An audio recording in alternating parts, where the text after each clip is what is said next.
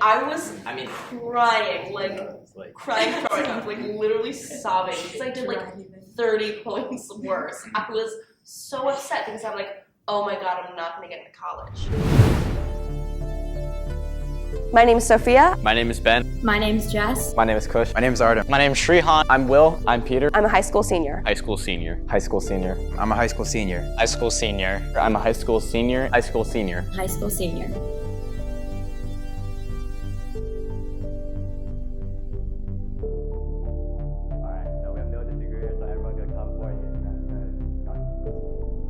I am anxious about college applications.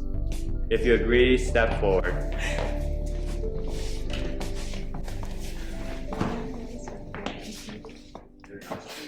I would say I'm anxious about college applications because it's very arbitrary, and you could be qualified but not get in, and so that's one reason why I think I'm kind of scared, because there's not really any certainty to it. Especially now, in this day and age, it's so common to feel like when you get into college, that's the moment when your life is supposed to become your life.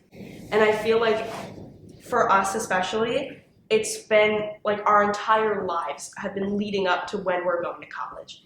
I think we're so focused on the acceptance rates, and if we can get in, that it kind of takes out some of the colleges we should be looking at but aren't, because they're great colleges just because they have a higher acceptance rate. And I know for me it's really hard to put my entire life story or my personality in a 650-word essay, and these people don't know me, but they're going to read my application in 10 minutes or less than and then decide if I'm worthy to be in that college. Mm-hmm.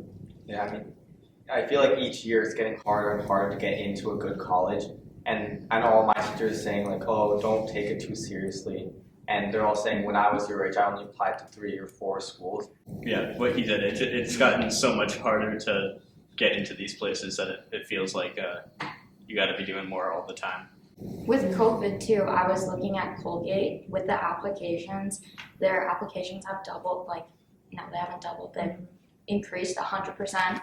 So now I'm going against so many other people because of COVID, and while it's great, it's also so hard because now I'm comparing myself against other kids at our school and other kids in our area, that it just sets up really bad anxiety mentally. I think I'm better than this person, I think I'm smarter than this person, but at the end of the day, it's such a gamble. Yeah. Now I'm going to have my disagreeers walk forward and join in on the conversation. If we could have the disagreeers speak first, and then everyone else could chime in. Yeah, so I gotta say, I was pretty torn on the question, but ultimately I decided that I wasn't overly stressed out or anxious about the college applications process, mainly because I've heard recently from a friend that, what her thinking on the topic is kind of, I'm going to be happy where I end up. And I've noticed in all my college search processes that almost all the schools that I went to have pointed out the efforts that they go to make every student have equal opportunities and opportunities to find themselves and be their own student. I would say I'm proud of the work that I've done as a student over the past 4 years and the things I've done outside of school. And I think hopefully the colleges will see that, and that I will end up in a place that kind of accurately reflects who I am as a person. Yeah, so I agree with Peter too, is about the proud and confident part of it. I think I've been searching for my interests in life since 6th grade, and now that I know it, college is a step to get there. But I'm actually going on the agreeing side, is that it's kind of impossible for a person to present themselves immediately in an essay. Yeah, so I would say the reason I stayed back for the question was because, as much as I totally understand what you guys mean by the stress and anxiety that comes with the college application process, and I wouldn't say I haven't had my share of that kind of stress and anxiety, but I think especially in the past year, we've been whole culture around college application, it has started to take a turn for the better, especially following COVID. I think there's been far less emphasis on standardized tests.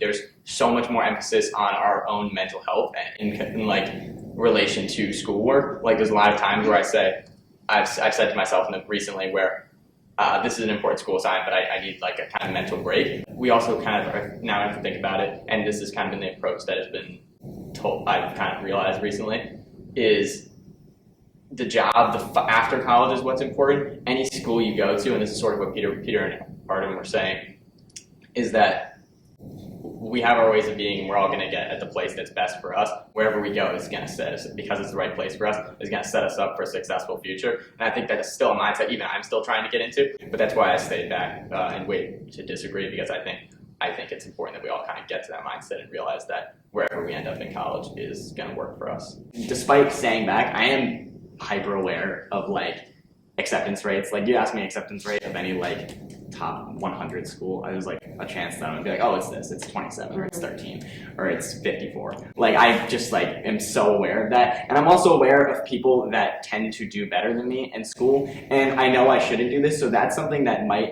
kind of had me torn towards maybe going out, because I'm very stressed out about like how I do as a student, even though I'd say I did overall pretty well. I was watching a video about this guy who went to Harvard, and it was like the hardest thing he ever did in his life. I'm not going to Harvard because I do terrible there. So I think, I said before, this kind of brings back to my original point, that I'm going to be happy where I end up because they admitted me, because it's a place where I fit in. Yeah. How do you know that you're going to be happy when you haven't even like taken a class? Like that's my biggest thing. That I'm trying to justify how happy I will be without being in a situation. Knowing. Go ahead. I feel like you have to just. It's so much easier to say than like be like, oh yeah, I'm gonna be happy wherever I go, because you're like, you never really know. But I feel like you have to have confidence, and you just gotta go for it. You know, it is kind of hard to get into that mindset, just because I think it's been pounded into us, like you have to go to a good college. Yeah. Even though, like, yeah, I'm not going to Yale or Harvard because it seems like torture to me. Like I could never. But like, how do I know I'd be happier at American University than Boston College? Like, how do I know? Like that's like the main anxiety. You just watch like videos from subjective experiences. Yeah. Well, yeah, that's not me. I have to say, I think, and like imagine yourself there. I think it's super hard to imagine yourself there, but I think part of what it takes, and we've kind of noticed over the past year, is that it's sort of, I think what it takes to be sure that wherever you go you'll like, is just have some optimism, be willing to use the same spirit that you maybe used in high school, like putting in some work to get a desired outcome. I think the last thing I'll say is that like, I think people have this misconception that if they get into their dream school, life is going to be perfect. Like you think that like if your dream school is Harvard, if you get into Harvard, life's not going to be perfect. Classes are going to be hard. You're going to have to make friends. Like it's not like the external problems are never going to end, right? You're going to get to Harvard, and it's going to be get an internship, and then you do your 4 years there, then you got to get a job, etc. Like there's always like something more. So it's not like if you get into Harvard, okay, my life is perfect. But that also goes both ways, right? If you go to a school that, okay, this wasn't my top choice, I didn't think I was going to go here, you can still make something out of it. Yeah. There's going to be problems no matter what. It's just going to be up to you to try and work through them. So I think you're going to have to put in work no matter where you end up going. It's like half full or half empty. Standardized testing such as the SAT and ACT is an accurate indication of my intelligence. If you agree, please walk forward. Because we have no agreeers, I'm going to ask everyone to come forward and discuss. I'll set 5-6 minutes on the clock for this one. Standardized testing is literally so, like, for lack of a better word, I think it's stupid. Like, it literally, like, you could have just had a bad day. Like, or you could have just, like, something else was on your mind. Like, it's so arbitrary. Why do you care if I can do systems of equations or not? Like, it literally does not matter. We have, I mean, not compared to like the extremes of like across the United States, but we have a decent amount of like socioeconomic diversity. And the people who have less, socioeconomic status, like a lower socioeconomic status, and flexibility, have a less likely to do well on these tests because they can't get access to the same resources. Also, why does it cost more money after you take the test to send your scores to school? There's no reason it should cost $80. You pay for the tests, the tutors, to send your scores. To drive to the place, like it could be an hour away, it could be 2 hours away. Well, that's money that really just is needless to spend. And It's just time spent. You also could be working, like making your own. And like test anxiety. I had to take the ACT 4 times because the first 2 times I absolutely botched it because I was so anxious about it. I mean, we're literally taking a test just so we can, like, oh, I'm going to take it again so I get a higher score. I'm like, and I hear people saying, oh, I'm going to take it again this weekend, taking it again the next weekend. Well, why is that so important? Can we just, like, I mean, all the schools are making it test optional now. Maybe find a school, if you're not performing well on it, find a school that actually, like, kind of reflects your values of not a standardized test taking not being important. I feel like the SAT, the standardized tests, they're all like, oh, it's a level playing field. I feel like if there's an entire industry based on doing better on your test or even like passing the test, it's like it's not fair and equal. Like it's not just like an arbitrary, it's stupid, really. Yeah, I also am an extraordinarily slow reader. Like unbelievable. Like I'm the slowest reader you know probably. And that does not bode well for me on standardized tests at all.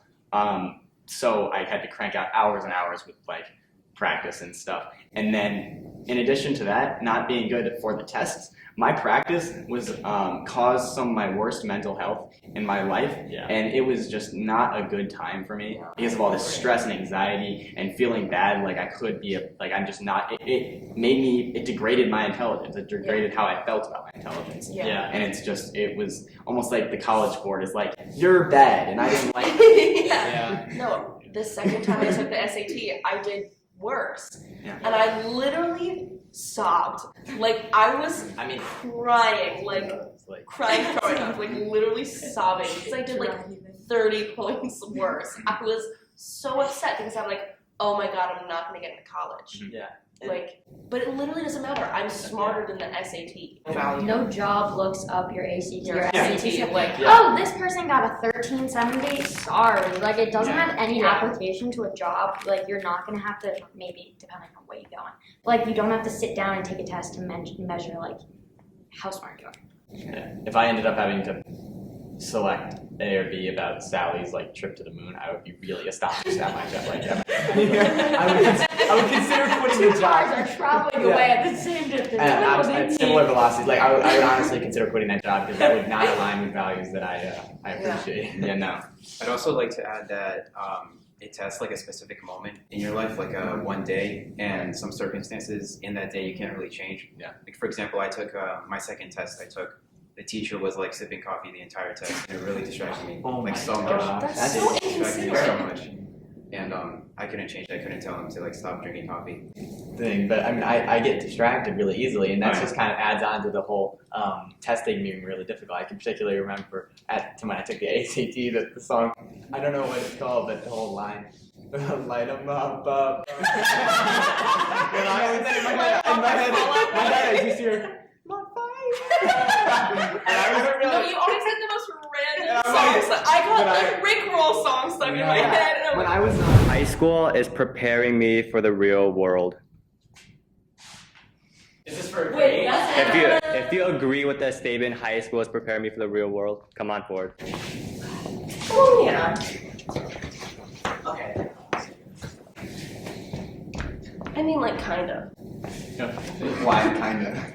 I mean, it's not like they're teaching me how to do taxes, which is what they're saying, like, well, they don't teach me how to do taxes in high school. Like, what about to learn algebra? But you know, it's like a fair question. Or like, I don't know how to change a tire on my car, because I mean, like, I guess I could take like auto tech, but like, nothing against auto tech. But like, you know, or like they don't teach you like what it's like to be. Wow, I'm the female rep. They don't teach you like, oh, if you're a girl, like, what do you do when you walk home at night? Like, so I don't really agree that it teaches you all the most practical things and like real world applications, like, you know, doing your taxes, knowing like your rights and stuff, like laws, all that stuff. But as you were saying, I think it teaches you how to like be an actual person, like teaches you like teaches you like social skills and stuff like that, and like how to interact with people and like how to learn and how to do stuff like that. Yeah, I mean, I'll say school is an environment. It's not just it's not go here, learn information. Place to be. You learn who you are, you learn about life. We're doing this kind of thing, we're socially interacting. That's something that school provides an opportunity for. I do think that I've learned a lot of some of those practical skills that you guys are talking about. I think, yes, school is only a portion of your life and it's not meant to teach you everything. It's meant to teach you a lot of things. They emphasize outside of school as well because they want you to learn other things as well. In school, I've taken financial literacy, I've taken youth in the law, intro to business. These are all I've taken child development. These are all classes that have made me feel at least prepared to start practicing these things later in my life. It's an introduction. Thank you. I said, let's take child development because that sounds like a class that would apply to me later in life when I'm a dad. Like, that's the kind of thing. Or I'm going to take financial literacy because I want to know how to invest. And these are opportunities I've been given, but I think we have to take it upon ourselves to take advantage of those opportunities. Yeah. I think on top of that, obviously people will say that I'm never going to use the I'm not supposed to be. Yeah, like Yeah. I'm never I'm never gonna need to know that the mitochondria is the powerhouse of the cell. I mean, classes like these are, I think, especially at the more introductory levels. I mean, you can take a more advanced one. You're probably taking it because it's something that interests you. But at the more introductory levels, but in a lot of these classes, it's the skills we're using to obtain this information and learn this concept that's important. We're gonna have the disagreeers come in, Oh yeah. and then Sri could go first, and then we'll ask the disagreeers for their opinions.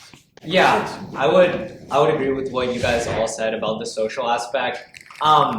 And again, I think the reason I came forward is because there is no like straight up answer to this. It's just I lean more on the agree side. One, because of the social aspect thing. I think also like, okay, maybe taking biology won't like prepare you to be a doctor, but at least it'll let you know if you have an interest in it, right? Like maybe freshman biology like wasn't the most useful things, but for some kids they were like, this is really interesting. I'm gonna continue to take more classes like these, and then they major in biology in college and they become a doctor or like whatever. So like you have the opportunity to kind of expose yourself to different subject areas.